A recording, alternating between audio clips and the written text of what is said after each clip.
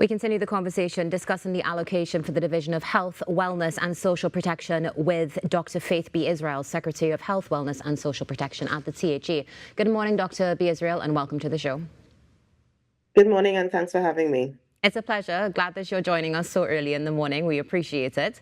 And of course, an overdue conversation, which we definitely need to get straight into.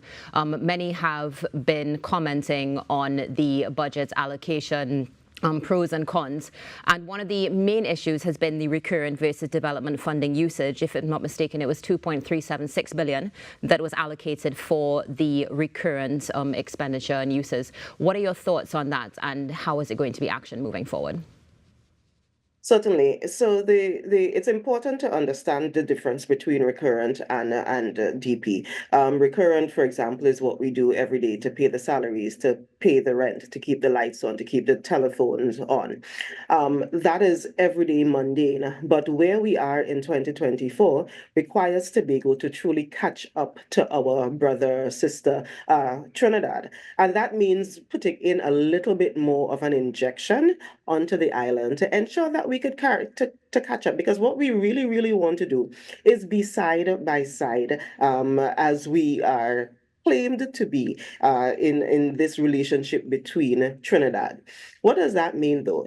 It means ensuring that we have the capital finances to inject into the things that we currently don't have. And unfortunately, with a budget of $205 million total for the entire island of Tobago, to do that, it's simply not enough for us to do that kind of capital development that is required. And let me just juxtapose that quickly. We heard the minister speak about a $400 million upgrade for one of the major hotels in Trinidad. $400 million to upgrade a major hotel in Trinidad, while the entire island of Tobago has to grapple with $205 million to do everything, including upgrade our hotels, including our roads, including doing what we need to do at the Division of Health, Wellness and Social Protection. So it really is a difficult conversation that we need to have, but one that I'm glad we are having in a media like this. It definitely is a challenging conversation. Now, for some, when they hear this, the automatic response is going to be that there were some additional allocations that would have been done outside of the 205 million underlying ministries. What would your response be to that? Certainly. So yes, that is something that is said, but that is something that is not a practical thing that actually happens. So let me give you an example. We heard the minister, for example, speak about infrastructure in Roxborough, talking about the Roxborough Hospital, which happened already, talking about the Roxborough Fire Station, which already happened. We also have to take into consideration that the Tobago House of Assembly is a creature of the legislation known as the Tobago House of Assembly Act. This is an act that came into being 44 years ago or so. And that act specifically outlines areas that is the responsibility of the Tobago House of Assembly. So, for example, there's a talk about the airport that is being refurbed, that is being redone, basically, and that is one of the big injections into the development of Tobago, which is fine. We actually welcome that. However, when you look at the law, when you look at Schedule 5 of the Tobago House of Assembly Act, items like the infrastructure relating to wharves and airports and so forth actually falls under the Tobago House of Assembly. So the appropriate action should really have been for the government to give the Tobago House of Assembly that funding and ensure that we work together to get it done on the island. What that would do would ensure that we do what is required for the people on the island, taking them into consideration, having clear conversation with them, and ensuring that we don't do something that goes outside of what is absolutely needed, outside of what is a priority. Let me give you another quick example. WASA has been doing some amazing work on the island as it relates to, putting down wells and running pipes and that kind of thing. But because it's being done outside of the Tobago House of Assembly, because the Ministry of Public Utilities is the entity managing it, we now have some conflict where where, for example, some of the major pipelines that were laid are actually in the direct path of where a road is scheduled to go. So if we had been working together, ensuring that the Tobago House of Assembly was at the table when those discussions were happening, we would have ensured that, we don't have this kind of conflict, because we now have to go back and think about, do we move the entire road? Do we then, what do we do? Because what happens when you run lines under roads? It means that the lines are going to get, broken, and we're going to get the leaks right after. So it's that kind of collaboration that we are really, really requiring in the Tobago House of Assembly space, because we are the ones who've been elected by the people of Tobago to really manage the island and take responsibility for the items under the 5th schedule of the THA Act. No, Dr. B. Israel, there are two things that are standing out to me right now. The first is that we're looking at the first issue of, I dare say, legal interpretation, particularly, and how it's being brought across. And then also when it comes to communication and collaboration. So given that this is something that has happened moving forward, what is the next step that we can look to start to mitigate this and hopefully effect some sort of collaborative change? Certainly, and I am glad you were able to be so succinct in identifying the two critical things: looking at the law to ensure that you are actually following the law. And that is all we've been asking for, and communicating. Again, that is all that we've been asking for. The Secretary for the Division of Infrastructure and the Secretary for the Division of Settlements, for example, have been reaching out saying, hey, this is what's happening. We should be working closer together with these things to ensure that we don't have this kind of conflict. What we need to do, though, is for the members of the government to recognize that the Tobago House of Assembly, those of us who were elected by the people of Tobago, the people on the ground are looking to us, and we are the ones who are closest to them. So we are the ones who are hearing what they're saying, and therefore we need to come together to have that kind of collaboration. We are very willing. We've always been open about it. We've always been very clear that that is what we want to do on the other side, and we really continue to ask our colleagues in Trinidad to follow the law and to do exactly the same thing that we are trying to do. Understood. Let's go to the Tobago allocation. Perhaps we can start particularly with health. I know that in the budget statement that would originally have been put forward by the THA, it was quite detailed when it came to hospitals, ambulances, renal services, waste management and more. And what we also saw coming out of the budget was 23.5 million allocated to the THA for the public healthcare services in Tobago. What are your comments on this? Certainly. So let me explain what happens at the Division of Health, Wellness and Social Protection. We are responsible for three main entities. First is the health care. So we are the ones who actually send to the Tobago Regional Health Authority their recurrent monies, their DP monies every month to have them running. Most people don't recognize that the TRHA, so the hospitals, the health centers and so forth, it is out of our allocation that they get their funding. So we send at least $42 million every single month to the TRHA to ensure that we have a functioning healthcare system. We also are responsible for social protection, which in essence is what the Ministry of Social Development in Trinidad does. And we are responsible for public health, which is the health inspectors, the garbage collection, and those things. So now that I've outlined that we are talking about three huge areas, you now recognize we're having a DP allocation of a little over $27 million, means that we really are going to be stretched. So let me give, for example, when I became Secretary for Health, we found that we had several ambulances that were at the end of their lifespan.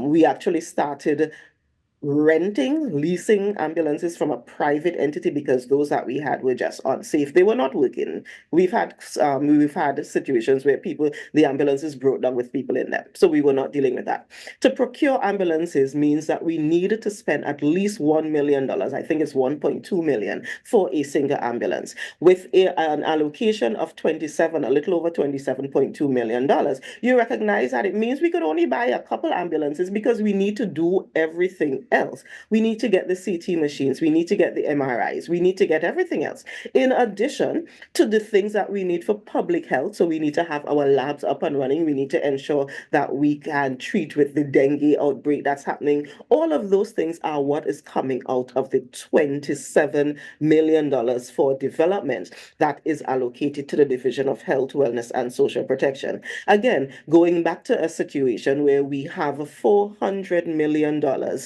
being spent to refurbish a single facility, a single tourism facility, one that's needed. By no means are we saying we shouldn't refurbish that single facility for $400 million. But you recognize again the challenge that we are having when we have to do all of that with $27 million, particularly when, and I'm going to be, controversial about this, particularly when we now see that the Office of the Prime Minister has been allocated close to $50 million to do entertainment and activities. That is more than my entire division when it comes to everything that we need to do to ensure that we are safe and to ensure that we provide health care and to ensure that we do what we need to do on the island. And it is those kinds of conversations, those kinds of comparisons that we need to continually make so that people truly understand how difficult this budget has been for the people of Tobago. Definitely, of course, a conversation that we have seen many commenting on, and we don't have the details exactly of the breakdown. So we're going to move on and stay within the realm of the conversation when it comes to health and wellness. One of the things that I know is a priority is digitization, which we also saw keen attention was paid across the board when it came to the healthcare system. Now, as you have shared, there is definitely the being stretched thin, for want of a better expression. So how now is this going to take priority, or is it going to take priority at all moving forward with the 2025 budget? So we have to sit and do a reprioritization. The team is going to pull into a retreat shortly. The other thing that we've been doing, though, is really trying to get external partners who are keen on helping us do some of this stuff. So we do have a couple of external partners who are interested in helping us with the digitization part of it. So I do think that that is still going to continue. That is still going to be a priority for us. We just now probably need to go back to them and beg a little bit more because of where we are with the actual amount that is being allocated to us. But the digitization, and when we say digitization, it is of the healthcare system, but we are also going to digitize our social protection system, which allows people who are coming to us for rental assistance, for food support, for clothing, for household items. Let's say you got into a fire or something like that.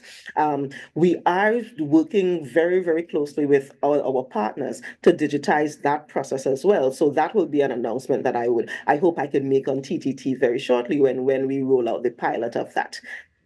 Well, we look forward to hearing that as well. If it's one thing we do see is the continued work towards progression in Tobago. We just have, I think, maybe roughly about 6 minutes left or so. But one thing that we do need to touch on, which is also an ongoing conversation, is THA debt. Where do you stand on this? What can you share? And thank you so much for definitely bringing a clear definition to everything that we've discussed so far. Certainly. So when we got into the executive 2.5, 3 years ago, we recognized that there was a debt of over $1 billion sitting there because there were contractors that were, people did things, companies did things, and they were not paid. So we have been trying our best to pay those. So we've been using a two-prong approach. We've been saying to them, we are still in our allocation, we are still picking and trying to pay some of them while doing the development that's needed. But we've also been saying to the Minister of Finance, hey, these are things that we met. These are things that, it's really not our responsibility in terms of the administration. Can you help us? Because it was really your colleagues that procured these services and did not pay them, and honestly did not have a plan to pay them. And the response has not been a very positive one, if I am to be polite about it. The response has been, well, all government does meet debt and all government does leave debt, so you all to catch. But we are trying to be really, really responsible. We are trying to not be that kind of government that meets debts and just leaves debt. And that is why we have been, pushing at the mid-year review for additional funding to do it. We have also been trying to manage our overdraft because the overdraft fees, because again, we are not getting the finances when we are supposed to get them, even from the central government. Even the finances that are duly allocated, we don't get them as they are supposed to come, which is every 3 months on block. We now have to treat with severe overdraft fees from our banks and so forth. And we are seriously trying to manage that because we are trying to be fiscally responsible instead of just leaving over $1 billion of debt as our previous counterparts did. Well, again, an ongoing conversation, and thank you so much for sharing that as well. When it comes to moving forward, I know you would have said that you are going to be going into retreat with your team to really, of course, review and see what is going to prioritize. But at the forefront of your mind right now, within your division, what would you say is going to take the main priority for the people of Tobago? Certainly. Well, there are a couple that we are going to be working on. One is a new initiative known as the Baby Box Initiative, which is basically us saying to our newborn mothers, you guys, we know some of you may be having a difficult time, so here is a cute little box that gives you the essentials so that can help you go forward for a little bit. We are also going to work on a major project that is going to treat with cardiovascular disease that we are partnering with an international entity that we're not ready to announce who is the international entity just yet, but we're doing the background work, and we are hoping that when we work with them to help us prevent cardiovascular disease, diagnose cardiovascular disease, and treat cardiovascular disease, that would also help us to prevent some of the other illnesses, lifestyle illnesses, because the same preventative mechanisms for cardiovascular disease prevent diabetes and so many others as well. So we are hoping to roll that out. And we have a couple other refurbishments that we are working on, particularly our compound, which is the public health compound in Signal Hill. We've been doing some work there, and we want to continue working on our labs up there, continue working on our for task force. We have a building that we are constructing, continue working on that compound generally. So those are the main areas that we want to focus on for now. But as you did say, as I mentioned, we are going to go into the retreat, and then we would finalize those clear projects. And we look forward to hearing the results of that retreat as well. Dr. Israel, before we end our conversation, we're moving now from your division to your general outlook for Tobago for 2025. Can you share with us what your general outlook is and what you look forward to in the future? Certainly. Well, I don't think I would be allowed to come on this and not plug that we are having our amazing carnival that you guys are partnering with us to broadcast to the world in a couple of weeks. So we'll be looking forward to all of the cultural activities that would happen on the island that would allow us to have more people on the island. And when we say more people, we really mean our first set of tourists, first set of visitors are those coming from Trinidad to enjoy what we have here on the island. I'm excited about that. I'm excited about us continually working together to ensure that we are able to meet those needs. So I am excited to have Cal come to the table and actually say to us, yes, we understand that we need you, that we need people to get to the island, and Caribbean Airlines is one of the best ways to do that, so having them improve on the service there. I'm also really excited for all of the other economic development activities that we are working on. As Deputy Chief Secretary, I was responsible for looking at some of the investments that are coming in. Those are exciting, and those are ones that you're going to see rolling out as well. So we do have some opportunities, and I'm just asking Tobagonians in particular, Trinbagonians as well, to look to Tobago to being the space that could really help the economic development of Trinidad and Tobago, because we really do have the capacity to do it. We just need a little bit of injection into it and a little patience really to help us to get over to that point. But we are excited to be in the union, and we are excited to be a part of developing Trinidad and Tobago. Well, thank you so much for sharing that, Dr. B. Israel. It's been a pleasure to have you on the show, and we look forward to having you again soon. All the best to you and your team on your retreat. Thank you. Same to you.